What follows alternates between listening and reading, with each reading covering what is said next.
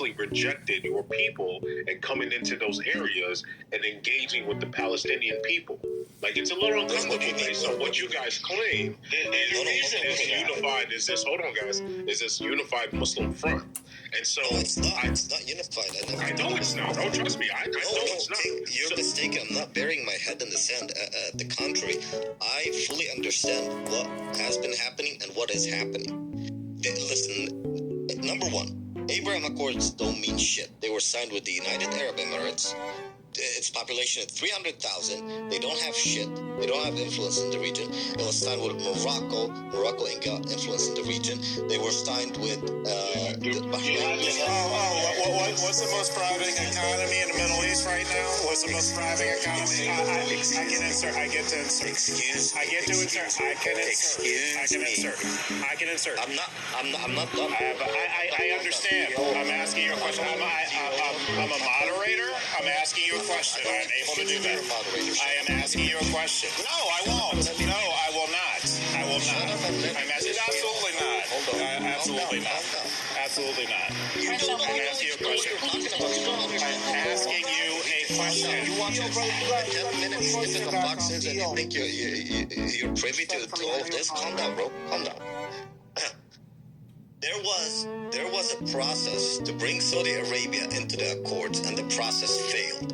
What happened was Saudi knows, even if they wanted to, you need to understand this, even if Saudi Arabia was eager to sign a deal, Saudi Arabia put a Palestinian independent state at the forefront of the deal because they know they cannot sign a deal without giving something to the Palestinians. Saudi Arabia loses a lot of capital in both the Arab world. Saudi Arabia is not the UAE. Saudi Arabia is not Bahrain. Saudi Arabia loses a lot of capital in both the Muslim world and the Arab world.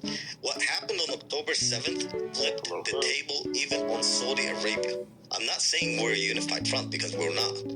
It flipped it on Saudi Arabia. Saudi Arabia, the Saudi government today does not dare utter the word, let's have a peace accord with Israel. Does not dare utter it. New York Times Saudi Arabia 3 months ago, 98% of Saudis, I want you to think about this figure, 98% of a population said no. We don't want to normalize. Not a democracy, Prince. And what happened on October 7th? Crown Prince Mohammed. And what happened on October 7th flipped the table on Israel. Everything Israel has been trying to do. This is one of the perks of October 7th. Everything Israel has been trying to do in the region for the past few decades, normalizing with Egypt, with Jordan, the UAE, Bahrain in recent years, all of this and all of this rhetoric about formulating an alliance against Iran has failed because of October 7th. The Saudis are mad at Hamas. The Saudis are extremely pissed at Hamas because the Saudis know that what Hamas did was partially because of Saudi Arabia getting close to Israel. The Saudis don't look at just the rhetoric. The Saudis are legitimately pissed at Hamas and what Hamas did because they pulled the rug from beneath them, from underneath the Saudis. Everything has changed in the region. We're back to square one. And the Israelis know this, and this idiot boomer knows it, but he pretends that he doesn't know it. Actually, we are back to square one. The Palestinian cause is today the number one cause in the region. This lying terrorist who is anti-American has had his head in the sand. And you know very well that Saudi already has a piece of property with Israel. Muting me, but you're a fact. I'm talking to you. I'm not a gay man, and I'm sorry you have homophobia issues. I don't know maybe. I don't know what F word. I don't know what you're lying. So you've now seen somebody stand there and lie to you and gish gallop and bring up all sorts of weird lies. Yes, it is no question that Iran was threatened by the Abraham Accords, which, by the way, if you go and look at the records of this deal, Saudis already agreed to it. Saudis are already and have already been working with Israel against Iran. Why? Because Iran has tried to destabilize the entire Arab Gulf. And everybody knows this. this, and their only ally is the United States and Israel. The United States isn't going to back them. That agreement with Israel, that agreement has already been done, Prince. So there's only really, and by the way, the Arabs have turned their backs on, tragically, they've turned their backs. They will not expend one bullet for Hamas and Palestinian terror. That's why you had to turn to Shia mullahs in Iran who hate Arabs. They despise Arabs. They despise the Sunnis because they want to seize control of the holy sites. Yeah, they want to depose. Two things can be true at the same time, King.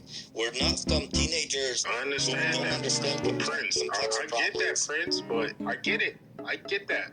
But normal speaking, he's spitting right now when it comes to... No, he didn't. He didn't. But he did, but you agree. No, I agree that Iran poses a threat to these Arab regimes. Thank you. And they're fighting Iran. But at the same time, Israel poses a threat to them. And But do you see how Israel can... Do you see how Israel can... I'll give you an example. Okay, go ahead. Give me the example, then I'll give you an example. Israel wants Egypt, which has the oldest peace deal with in the region, wants Egypt to open its border and let the Palestinians out. The Egyptians have been adamant about saying no. Because the Palestinians are violent and they try to take over the country. Despite immense U.S. pressure. I don't blame Despite immense U.S. pressure. Do you know why, King? Because they deposed the government of Egypt previously. Don't shut up. I'm not shutting up. I'm answering your question. No, I'm talking to King. The reason that no nation will admit Palestinians is whenever you admit them, they try to take over the government. I'm talking to King now. Calm down. They did it in Lebanon, and they did it in Kuwait. Whenever you let Palestinians in, You keep deflecting. Shut up. I'm talking about something. You asked a good question. No more. Hold on, because I actually agree with the point you're making, but let's have some decorum. So, Prince, I actually have heard the Egyptian government was promised. Do you know what the Egyptian government was promised? What were they promised? If they let the Palestinians in? What were they promised? Their entire debt would be wiped out. Do you know what the Egyptian government said? What they said? They said no. Do you know why they said no? Because of what normal just take over their I heard the president of Egypt said no because I've heard because of what Normal just pointed out. No, that's a lie. That's not why. The Egyptian president would love to take this deal. He would love to take this deal. So why did? But he knows, because he's not like, some pro-Palestine shit. He's self-interested. He's a dictator. He loves money. He didn't take the deal because he understands once he takes that deal and opens the border for Palestinians to come into Egypt, it is over for him. They will toss him. His own military will take him out. Nobody in the Arab world dares to eliminate the Palestinian cause on such a level.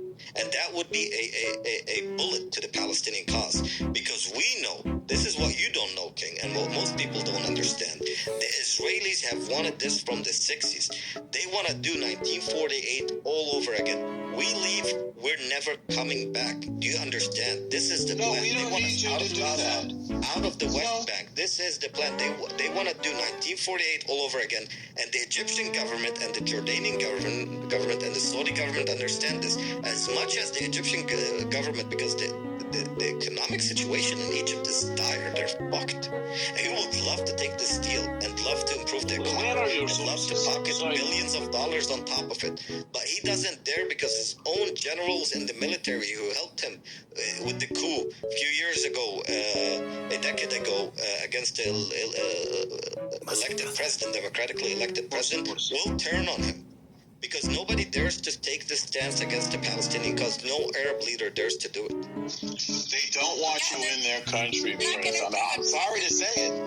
Because you've been a subversive force. I got you, Moses. I'm really sorry. Let normal.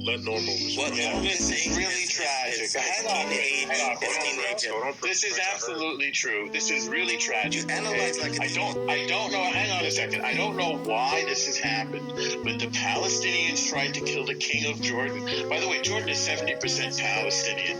The Palestinians have taken over southern Lebanon as funded by Iran. Hezbollah is a terrorist organization. nation that is occupying southern Lebanon and attacking Israel from up there. The Palestinians refugees were welcomed into Kuwait, and when Saddam took Kuwait's oil, the Palestinians tried to stage a coup in Kuwait.